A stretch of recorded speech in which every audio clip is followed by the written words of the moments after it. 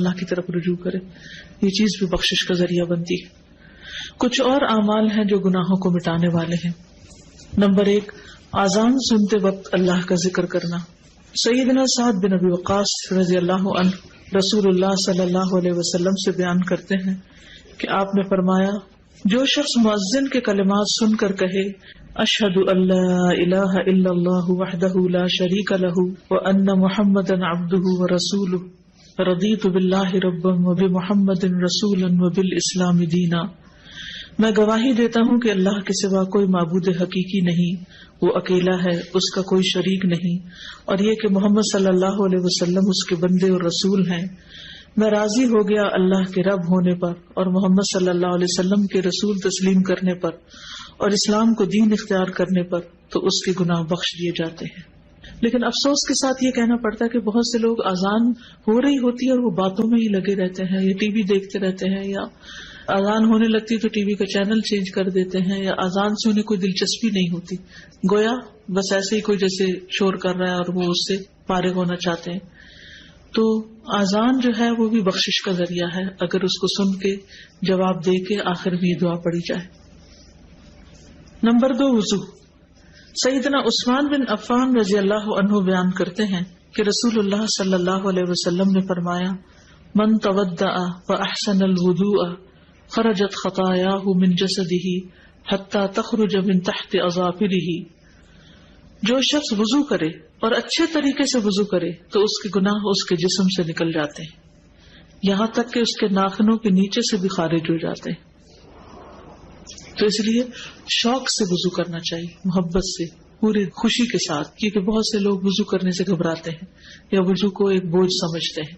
تو آپ وضو کریں تو یہ سوچیں کہ یہ میرے گناہوں کو دھونے کا ذریعہ ہے۔ نمبر 3، نماز۔ سیدنا ابو ہریرہ رضی اللہ عنہ بیان کرتے ہیں کہ انہوں نے رسول اللہ صلی اللہ علیہ وسلم کو فرماتے ہوئے سنا، ارأیتم لو ان نہرا بباب احدکم یغتسل فیہ کل یوم 5 هل يبقى من درنه شيء؟ قالوا لا يبقى من درنه شيء، قال فذلك مثل الصلوات الخمس يمحو الله به الخطايا۔ بتاؤ، اگر تم میں سے کسی کے دروازے پر نہر بہہ رہی ہو اور اس میں وہ روزانہ 5 مرتبہ غسل کرے تو کیا اس کے جسم پر کچھ میل کچیل باقی رہ جائے گا؟ صحابہ نے عرض کیا کہ کچھ میل کچیل باقی نہ رہے گا۔ آپ نے فرمایا، 5 نمازوں کی مثال اسی طرح ہے کہ اللہ ان کے ساتھ گناہوں کو مٹاتا ہے۔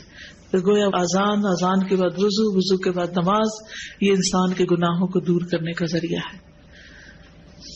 سیدنا ابو ہریرہ رضی اللہ عنہ بیان کرتے ہیں کہ رسول اللہ صلی اللہ علیہ وسلم نے فرمایا، صلاۃ الرجل فی الجماعۃ تضعف علی صلاتہ فی بیتہ وفی سوقہ 25 ضعفا، ذلک انہ اذا تودع فاحسن الوضوء ثم خرج الى المسجد لا يخرجه الا الصلاة لم يخط خطوة الا رفعت له بها درجة وحط عنه بها خطيئة، فاذا صلى لم تزل الملائكة تصلي عليه ما دام في مصلاه، اللهم صل عليه اللهم ارحمه، ولا يزال احدكم في صلاة منتظر الصلاة۔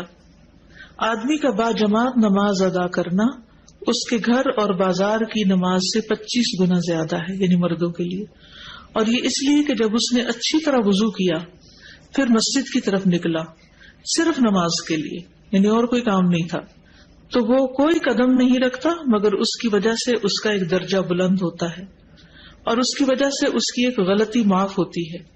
پھر جب وہ نماز پڑھتا ہے تو فرشتے اس کے لیے مغفرت کی دعا کرتے رہتے ہیں، یعنی جتنی دیر وہ نماز میں مصروف ہے فرشتے بخشش مانگ رہے ہیں اس کے لیے، فرشتے اس کے لیے استغفار کر رہے ہیں۔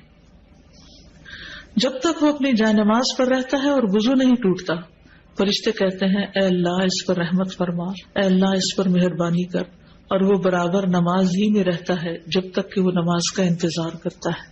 یعنی نماز سے پہلے اگر جلدی آ جائے مسجد میں اور بیٹھ کے انتظار کر لے تو وہ بھی نماز کی حالت شمار ہوتی ہے، اور بعد میں بھی جب وہ بیٹھا ہوتا ہے نماز کے فوراً بعد نہیں اٹھ جاتا۔ سیدنا ابو ہریرہ رضی اللہ عنہ بیان کرتے ہیں کہ رسول اللہ صلی اللہ علیہ وسلم فرماتے تھے، الصلوات الخمس والجمعۃ الی الجمعۃ ورمضان الی رمضان مکفرات لما بینہن اذا اجتنب الکبائر۔ 5 نمازیں اور جمعہ سے آئندہ جمعہ تک اور رمضان سے آئندہ رمضان تک ان کے درمیان کے لیے کفارہ ہے، جب تک کہ گناہ کبیرہ کا ارتکاب نہ کیا جائے۔ تو اس سے کیا پتہ چلتا ہے کہ وضو، نماز کے علاوہ جمعہ کا پڑھنا، رمضان، یہ سب کچھ گناہوں سے بخشش کا ذریعہ ہے۔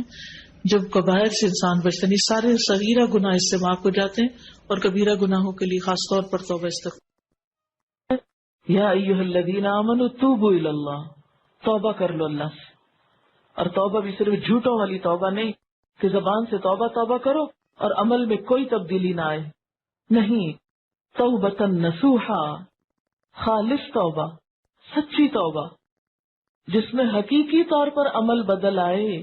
نصوحا کا لفظ نصحن سے ہے، خالص، سچی، یعنی ایسی سچی توبہ جس کے بعد گناہ کا کوئی ارادہ نہ ہو، پکا وعدہ کر لے انسان میں آئندہ نہیں یہ کروں گا۔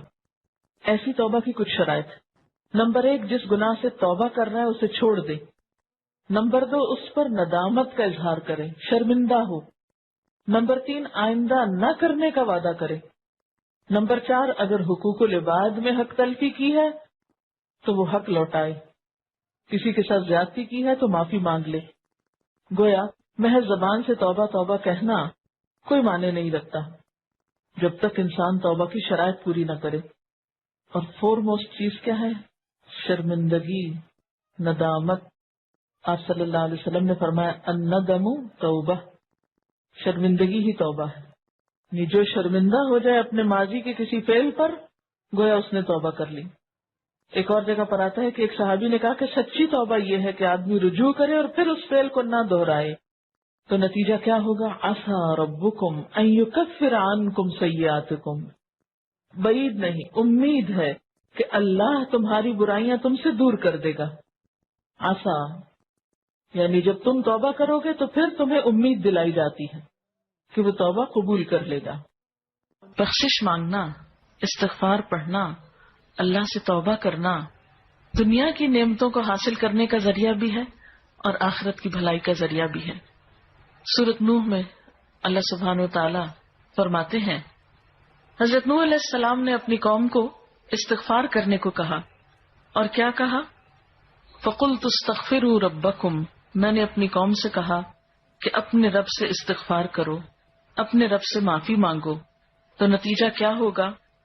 انہو کان غفارا، بے شک وہ بہت زیادہ معاف کرنے والا ہے۔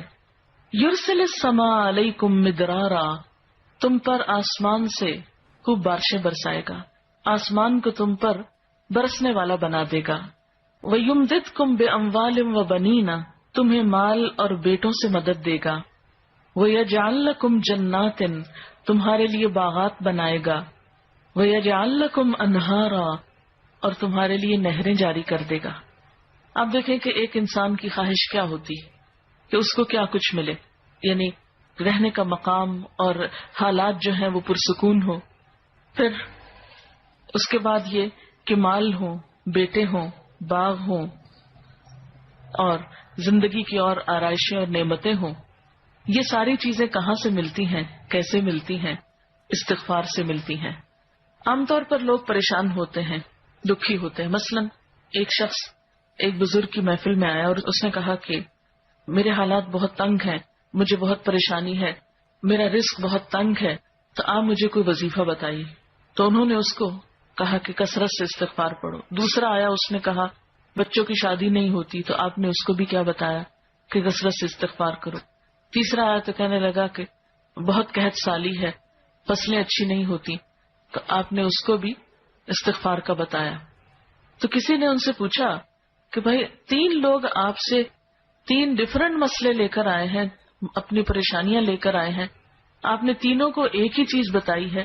تو اس پر انہوں نے یہی سورۃ نوح کی آیت پڑھ کر سنائی کہ دیکھو یہ قرآن میں اللہ کا وعدہ ہے اور اللہ کا وعدہ سچا ہے۔ اللہ تعالیٰ کی بات سے بڑھ کر سچی بات کس کی ہو سکتی ہے؟ ہمارے پڑھنے میں کمی کوتاہی ہو سکتی ہے، لیکن اللہ کی بات میں کوئی شک نہیں۔ ذالک الکتاب لا ریب فیہ، یہ وہ کتاب ہے جس میں کوئی شک نہیں۔ لیکن یہ ہے کہ بعض اوقات ہم خود پڑھنے میں کوتاہی کر دیتے ہیں، تو جن کا رشتہ نہ ہو رہا ہو وہ بھی، جن کا ہو چکا ہو اور شادی کے پرابلمز ہو وہ بھی، جن کا ہو چکا اور پھر بچے نہ ہو وہ بھی، ان سب کے لیے ایک ہی وظیفہ ہے، اور وہ کیا ہے؟ استغفار کا۔ پھر اسی طرح ایک اور جگہ پر ایک اور پیغمبر نے اپنے لوگوں سے کہا وَاسْتَغْفِرُوا رَبَّكُمْ ثُمَّ تُوبُوا إِلَيْهِ إِنَّ رَبِّي رَحِيمٌ وَدُودٌ، اپنے رب سے معافی مانگو اور اس کی طرف پلٹ آؤ، بے شک میرا رب رحیم ہے اور اپنی مخلوق سے بہت محبت رکھتا ہے۔ یعنی جب کسی بندے پر کوئی تکلیف آتی ہے تو ایسا نہیں کہ اللہ تعالیٰ اس پر خوش ہوتے ہیں اور جان بوجھ کے ستانا چاہتے ہیں بندوں کو، اللہ تو بندوں کے حق میں بہت مہربان ہے۔ پھر سوال یہ پیدا ہوتا ہے کہ تکلیف آتی کیوں؟ اگر وہ ہم سے محبت کرتا ہے اور وہ بہت مہربان ہے، تو بات یہ ہے کہ کچھ چیزیں ہم اچھے حالات میں سیکھتے ہیں اور کچھ چیزیں ہم ہارڈ شپ سے سیکھتے ہیں۔ کچھ نعمتوں کی قدر ہم اچھے طریقے سے ویسے ہی کر لیتے ہیں، اور کچھ چیزوں کی قدر ہمیں اس وقت آتی ہے جب کوئی مشکل پیش آتی ہے۔